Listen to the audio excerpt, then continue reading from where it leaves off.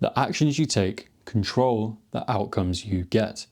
So if you consistently don't take the actions you need to get the outcome you want, then you will consistently move closer to a life of unfulfillment. This is what makes procrastination so important to fix. And the cause of procrastination is not laziness, it's not motivation, and it's not that you don't care. Actually, your brain is trying to help you. Let me show you what's going on underneath. Here's your baseline willpower. This is how much willpower you have to give on any given day to complete the tasks. And this is how much willpower it takes to complete those tasks. Most of the time, your baseline is above the required level of willpower for most tasks. So you just do them. Then a task comes along that requires more willpower than usual. If the willpower required rises above the willpower that you have available to give, then you don't do it. You procrastinate. And here's the interesting thing. It's not always the hardest tasks that do this. It's usually the ones that matter the most, for reasons we'll uncover in just a moment. Now, every solution you've ever heard of attacks this spike in different ways. Discipline tells you to just jump over it. Just do it anyway. Dopamine regulation tells you to raise your baseline level of willpower so you always have enough to give, and controlling your environment tells you to lower the required level of willpower for all tasks by reducing the amount of friction it takes to do them. These are the three most common solutions you'll have heard of a million times to overcome procrastination when it happens. But here's the problem. They all fail to do the one thing that really matters, which is to prevent this spike from happening in the first place. Instead of finding different ways around this spike, why don't we just remove it completely? To understand how to remove it, we need to understand what's creating it in the first place. Here's you, and here's the task you need to do. When you look at this task, your brain doesn't just see the task. It sees three possible futures. You either try the task and succeed, you try the task and fail, or you don't try the task at all. And here's the key part. Your brain is trying to predict which future causes you the most pain. It subconsciously rates each outcome, and this is where everything breaks down. Success, low pain, 1 out of 10. There's some stress during the work, but when you succeed, you feel good. Failure, high pain, maybe a 9 out of 10. Embarrassment, shame, proof you're not good enough, and not trying at all. Low-ish pain, maybe a 3 out of 10. Some regret, some what ifs, but at least you never have the chance or possibility of failing. So your brain does this math and chooses the path of least pain. Now you'd think that would be to try because you want to succeed, which is the least amount of pain, but trying has two potential outcomes. Your brain doesn't know which will happen, success or failure, so it averages the pain of 1 and 9, and the combined pain score of trying becomes a 5. That's a higher score than the guaranteed 3 from not trying at all. So your brain chooses this option, and it tells you to avoid the task. That's why you procrastinate. Not because you don't want to succeed, not because you're lazy or unmotivated, but because your brain has subconsciously calculated that trying has a higher potential for pain than not trying. Even worse, the more important it is to succeed at the task, the higher this rating for pain becomes. Which is why we don't procrastinate on most tasks like brushing your teeth, because failure doesn't really matter. But when something is really important, all of a sudden the pain rating for failure shoots up and you procrastinate when it matters most. This is why it feels like procrastination always happens at the worst possible time. Because it does. It's not random. But here's the real problem with this calculation. Your brain is only calculating immediate short-term pain. What happens today, tomorrow, this week. But it's completely ignoring long-term pain. Not trying today, pain level 3, manageable. Not trying for weeks or months, the guilt starts building, You start trying to avoid thinking about it, and it goes to a pain level 6. Not trying for a year, the weight of missed opportunities, of falling behind, of being stuck in the exact same place you were 12 months ago, the pain shoots up even higher to a 9, and eventually, as you come to realize that your life is nothing even close to what you wanted it to be, eventually max pain 10, which ends up becoming more painful than trying but failing ever could have been, even at its most painful. But your brain doesn't realize this reality in the present moment, so it makes an innocent mistake and chooses the wrong option. If you're wondering why our brain sabotages us like this, it's very simple. Our brains are survival machines, not dream-making machines. We evolved to prioritize avoiding the immediate pain of being eaten by a lion over prioritizing some kind of long-term goal that back then might not even happen if you didn't survive long enough. So back then, it was an advantage to prioritize immediate pain over long-term goals. Avoiding a lion keeps you alive. But now there's no lions around, avoiding the task you need to complete only keeps you stuck. And this is why procrastination happens. Our evolutionary self-protection mechanism makes our brains massively overestimate the pain from trying and failing because that pain is immediate, but massively underestimates the pain from not trying at all because that pain doesn't come until way later. Our brains miscalculating this pain equation and driving us to avoid things in the short term that are actually good for us in the long term is exactly why procrastination happens. So I hope that's made that extremely clear exactly what procrastination is, because that's going to be really important for the next step. Now, there is an immediate fix you can use to rebalance this pain equation in the present moment when facing procrastination, which is this.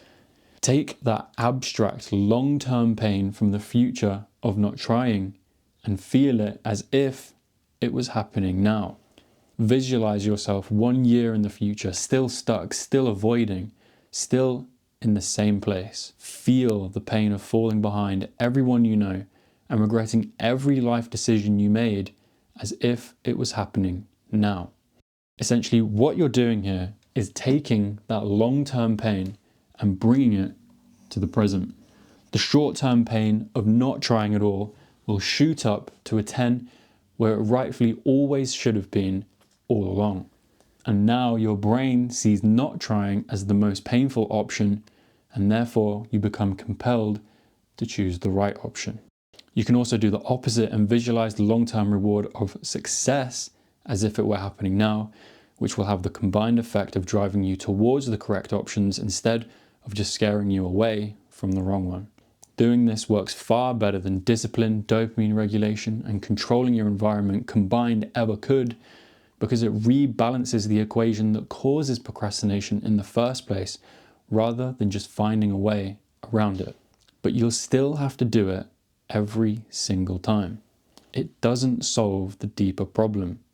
The main issue causing procrastination still exists. This potential for pain associated with trying and failing the task. This is what ruins the pain equation and causes the spike in willpower and therefore procrastination in the first place.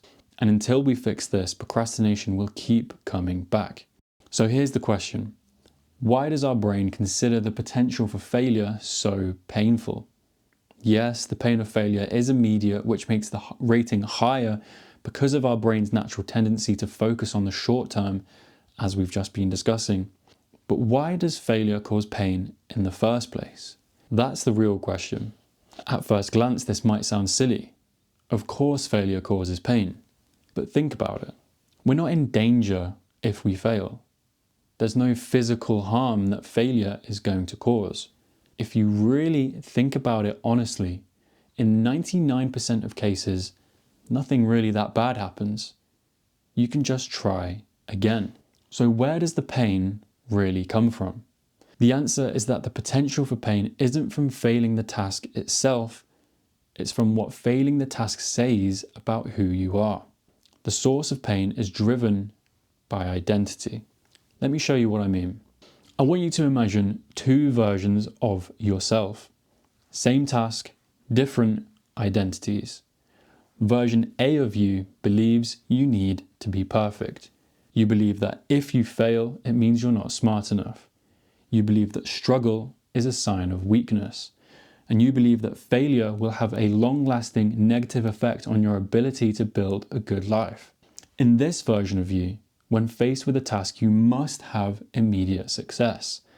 Because if you don't, it's a sign that you're a failure, which contradicts everything you believe about yourself as someone who must succeed. That contradiction between who you are and what the task has the potential to say about who you really are is what makes your pain equation look like this. The pain rating for failure is high. You procrastinate because the possibility of failure threatens your entire identity. Version B of you. You believe that failure is part of the process towards success. You believe that you are defined by the effort you put into something, not the outcome. You believe that struggling means you're growing, not that you're inadequate. And you believe that even if things go wrong, you have the potential to figure it out and have a good life anyway. In this version of you, failure isn't painful because you trust yourself and you have confidence that you'll figure it out whatever may come because that's just who you are. For this version of you, the pain rating for trying and failing goes all the way down to a 2, which is less than not trying at all. This version of you just does the task. No procrastination, because your identity is reinforced by trying rather than threatened by failure. Same task, different identities, completely different pain calculation. This is what causes procrastination. It's not that the task is hard, it's that you might not be good enough. It's not that struggle is a sign of failure, it's that you must be perfect. It's not that failing the task will have a permanently negative effect on your life. It's that you currently don't have the self-belief and confidence in yourself that you can overcome obstacles and figure out how to get the life you want no matter what comes. It's not that the task is objectively important. Nothing in the world is going to change if you fail. It's that the task is important to you. Procrastination isn't actually about the task at all. It's all about the identity you choose to embody and what that task has the potential to say about that identity. So the solution is simple. If the problem is that you currently have an identity that is threatened by failure, the answer is to build a new identity that is reinforced by failure. If you can embody an identity where trying reinforces it even if you fail, then you can completely get rid of this pain rating associated with trying and failing, permanently fixing this pain equation and never suffering with procrastination again. But how do you actually do this? It's very simple, but it takes a little bit of time and repetition. This is how. Every time you feel procrastination, ask yourself one question. Who do I choose to be to complete this task right now? Notice choose to be. Not who I am, not who I will become, who I choose to be. And notice right now. Not later on, not tomorrow, not at some random point in the future, right now. For example, you feel yourself procrastinating with whatever. You grab a pen and a piece of paper and you write down, I choose to be someone who shows up even when it's hard. I choose to be someone who improves through struggle, not perfection. I choose to be someone who keeps their word and follows through. I choose to be someone who views their failures as feedback, not as proof I'm not good enough. See the pattern? All of these identities are reinforced by trying, not threatened by the possibility of failure. You're slowly tying your identity to effort, not outcomes. You stop being afraid of failure because you know that this task, whether it goes good or bad, is just one battle, and you now have the self-belief that you are capable of winning the war no matter what. Here's what happens when you repeatedly ask this question. First time, you feel procrastination, you ask the question, you choose your identity, you act. Second time, you feel procrastination, you ask the question, you choose your identity, you act. But after 10, 20, 50 times of doing this new identity becomes you. You embody that identity deeply enough over time that the acting moves in front of the feeling procrastination part and jumps just straight to acting. You no longer have to consciously ask yourself this question anymore, and you automatically don't feel procrastination compelling you to avoid things simply because that's who you are now.